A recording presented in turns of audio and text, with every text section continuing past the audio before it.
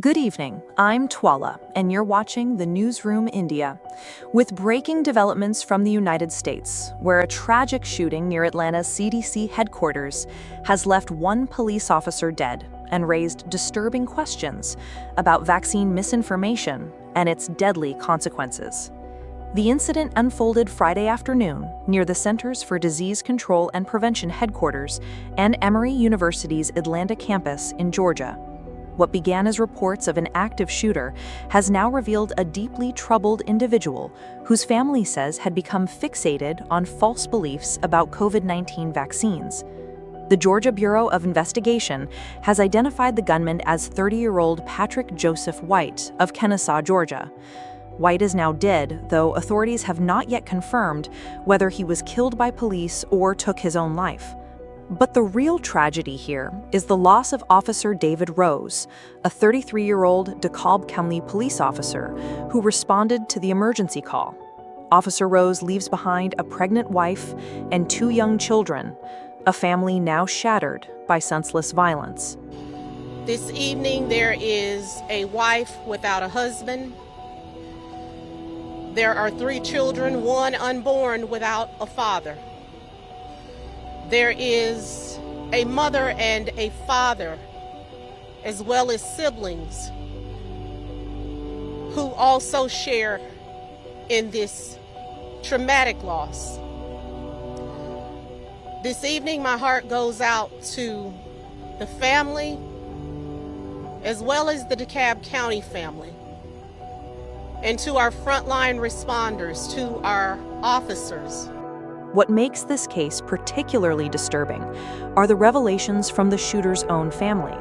According to law enforcement sources speaking to NPR, White's father contacted police and identified his son as the possible shooter. The father revealed that his son had been struggling with two specific issues: grief over the recent death of his dog and what authorities describe as a dangerous fixation on the COVID-19 vaccine. The family told police that White believed the COVID vaccine had made him suicidal. This false belief apparently drove him to target the very institution responsible for America's public health response during the pandemic. The attack appears to have been specifically aimed at the CDC. Sources tell CNN that White seemed to target the disease control headquarters, though the shooting actually occurred at an intersection near both the CDC and Emory University's Atlanta campus. Fortunately, no other civilians were injured, and a CVS pharmacy in the area reported no harm to their staff. This incident comes at a particularly challenging time for the CDC, which has faced intense scrutiny and staff layoffs in recent months.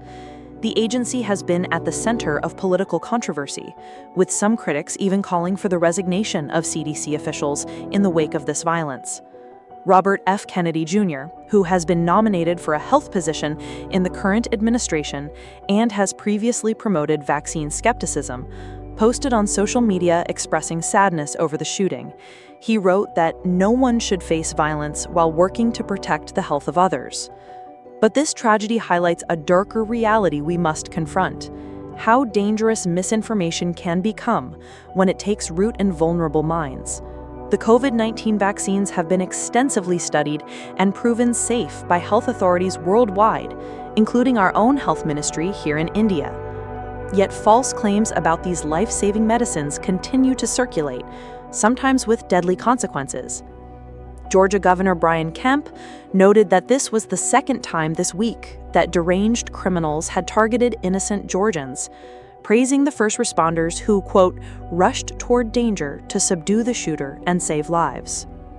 Tonight, our thoughts are with Officer David Rose's family, a young father who ran toward danger to protect others and paid the ultimate price. His widow, now pregnant and caring for their two children alone, represents the very real human cost of violence fueled by conspiracy theories and misinformation. This shooting also serves as a stark reminder for viewers here in India and around the world about the importance of trusting verified medical information from legitimate health authorities and the deadly consequences that can follow when false beliefs about vaccines and public health take hold. The investigation continues, with the Georgia Bureau of Investigation working to piece together the full timeline of events. We'll continue following this story and bring you updates as they develop.